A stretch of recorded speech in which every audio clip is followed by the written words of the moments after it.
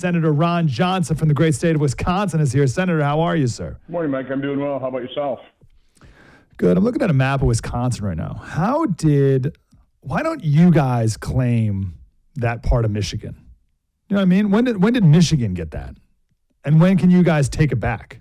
Any talks about a war for territory in Wisconsin? I'm not real sure of the history of that, but I will say that there's not a whole lot of population up there. It's a beautiful place.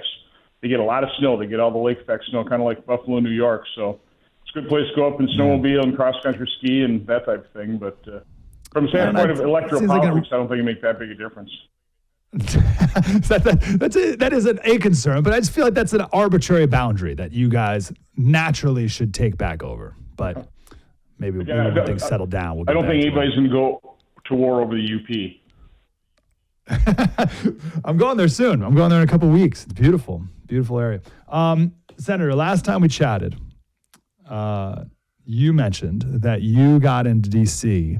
riding the wave of the Tea Party. And I'm wondering, does anyone in D.C. care about not spending money? Is that even a thing that people even give a thought to, or is it a total non-issue?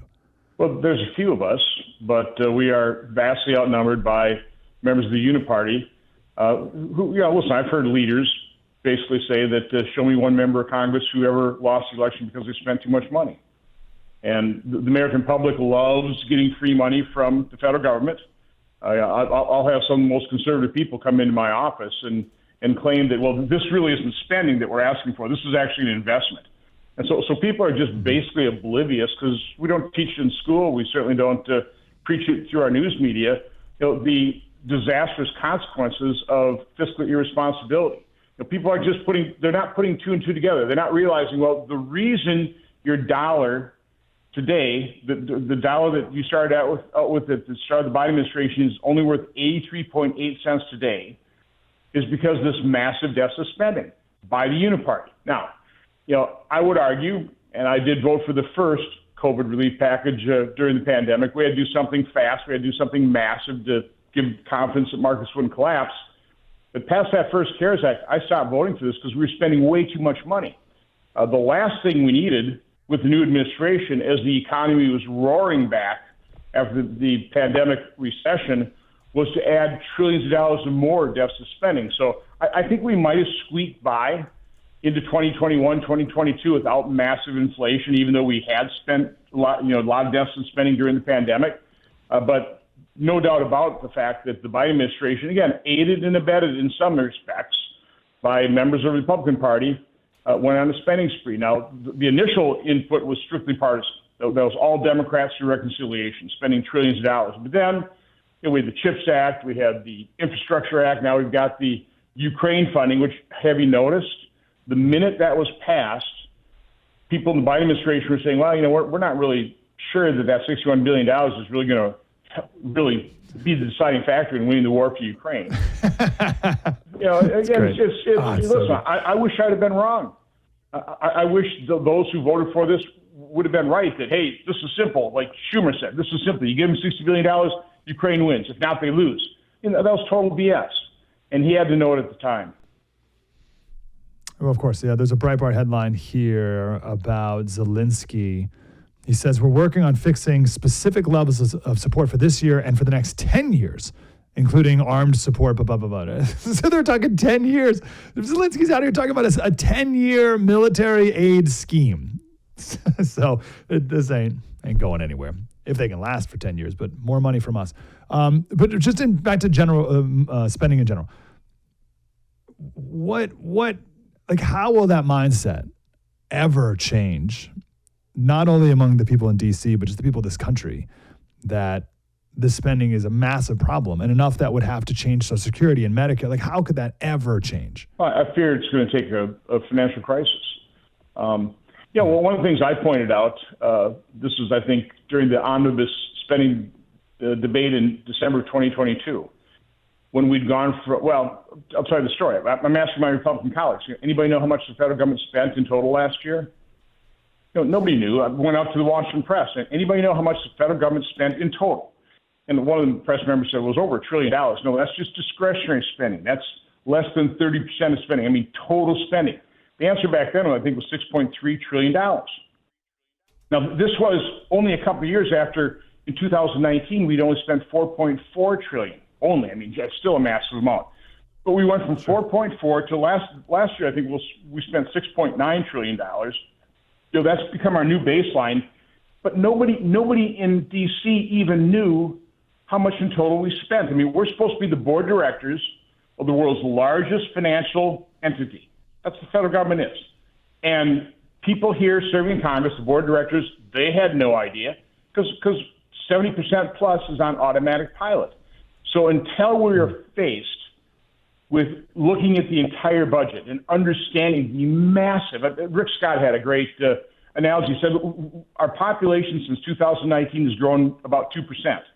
Spending has gone up more than 60%.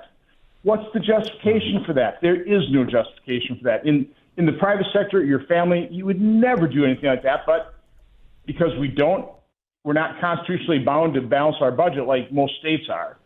And we can print money, that's what we do. So again, I don't see any effort here in Washington, D.C., and I don't see the pressure from the public that would be required to actually turn this situation around. I mean, it's enormously frustrating for me, who ran basically on the fact that we're mortgaging and plundering our children's future. But most people here and nationwide are just whistling by the graveyard, thinking this can continue forever. It can't. Yeah, even in all the polls of most important issues, be like the 15 most important issues, and the headlines are usually that climate change is number 15 on the list. I don't even think spending's on it. I don't even think that's one of the options that you can even say is a problem. That's how far away we are from people thinking it's a problem. But let me give a little devil's advocate on money. We can go back. I don't know. Who was the first president that complained that we spend too much? John Adams. I mean, yeah. So they all say, but we're still spending more and more and more, and we're still standing.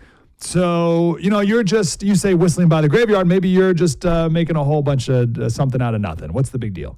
Well, again, you take a look at your total debt load versus your income base, the size of your economy, and it's just completely going out of whack. I mean, we're going to be exceeding where we were after World War II. After World War II, we scaled back dramatically because we didn't have to fund a world war anymore. And we got back to, a reasonable debt level. Again, a national economy, a nation's debt is no different really than a family, other than it's massively larger. I mean, you can't borrow in excess, of your income, at a certain percentage. You just can't do that. Otherwise, all your income is going to go towards servicing the debt. You'll never have any chance of paying it off. That eventually leads to bankruptcy. And that's what we're staring from a standpoint of national government. Our interest expense now exceeds what we spend on defense. Within a couple of years, it'll exceed what we spend on Social Security.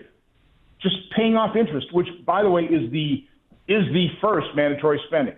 If you don't want to spark a debt crisis, you better service your debt. Because if you don't service your debt, you won't be able to borrow more for the additional deficit spending. I mean, that's the problem we face right now is Biden just put forward a budget. He's projecting $19 or $20 trillion more added to the debt over the next 10 years. There's never 1 year where he projects a deficit less than $1.5 trillion. Well, you have to keep borrowing additional money. Creditors have to be willing to loan you that money. And at some point in time, global creditors can look at the United States and go, you're not a very good credit risk. I mean, I guess I'll keep loaning you money, but at a much higher interest rate. And again, it's a death spiral. So then all of a sudden you're not spending just $1.5 trillion on interest expense. You're spending $2 and $3 trillion, crowding out all other spending. So yeah, again, I can't predict exactly how this all collapses or how the debt bomb goes off, but we're getting an inkling of it. I mean, that's what inflation is. The fact that a dollar you held at the start of the Biden administration is now only worth 83.8 cents. That's what now people call that the economy. Okay, they're dissatisfied with the economy because their dollars don't go as far, but they have to look at, well, what caused that? It's massive deficit spending. Again, we don't teach that in schools. We don't preach it in our media. And so people they haven't connected the dots here in terms of why deficit spending is such a massive problem. And they won't because it just feels good. In the meantime, of course, obviously, just like eating that ice cream feels good, right? Like, why am I gaining weight? You mentioned Biden's budget. Did he put out a budget? I think because I read something about a capital gains tax increase, which is insane, but no other. I didn't catch any other news about a budget. That's because it's always, presidential budgets are by and large dead on arrival. He put out a budget, and he's calling for massive tax increases. Again, he's going to make the rich pay their fair share. I don't know. The top 1% earns something about 20% of national income. They pay 43% of total income tax. At some point in time, you got to say, well, they're paying double in income tax what they're making in terms of percentage of income. That's probably a fair level. And by the way, you can't balance the budget on the backs of the rich. It just doesn't work. It's like eating your seed corn. It's like killing the golden goose. I mean, it's the wealthy that reinvest that money into businesses that create jobs that drive our economy. But again, that's a disconnect. We don't teach that in school. We don't preach that in media. And so it's very easy to demagogue, be a politician and say, well, don't worry, I'm not going to make you pay it. We're not going to have you pay off our debt. We're going to have just the top 1%. The wealthy pay their fair share. It's impossible. It just doesn't work.